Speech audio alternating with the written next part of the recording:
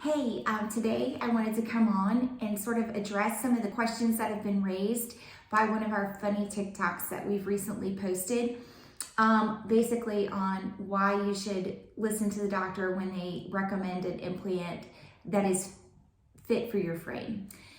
So at every breast augmentation consult, I use this tool and it helps us to measure what's called the breast space width, or the width of your breast on your chest wall. And I will recommend an implant that is pretty close to this width to stay in this for you. And we can go up in volume in that same width. There are different profiles that the implant companies offer. So all the way from a low profile for somebody that really just doesn't want much volume to somebody that wants a lot of volume in an extra high profile, and there's multiple sizes in between, as you can see.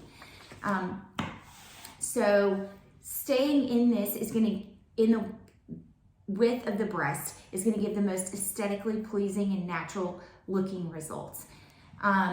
Choosing an implant that is too wide is gonna make you look very top heavy, unless you're trying to match, wide hips. It can also stretch over to medial or towards the center, causing symastia or like a uniboob, which we don't want. In addition, choosing a very large implant, we really want our patients to be happy long-term, so for years to come. A heavy implant causes more risk long-term with, we're always gonna be fighting gravity, so sagging, thinning of the lower pole tissue, especially in somebody that is very thin and doesn't have much tissue to begin with. Bottoming out of the implant or falling, causing so much pressure that the implant actually falls below the fold and ends up on the abdominal wall instead of on the chest wall.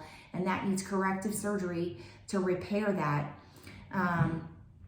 These are all risks, and also indentation of the ribs just from the pressure of this large device over time. If you ever want to remove it, there can be a concavity on the ribs from all this pressure if it's in there for a long time.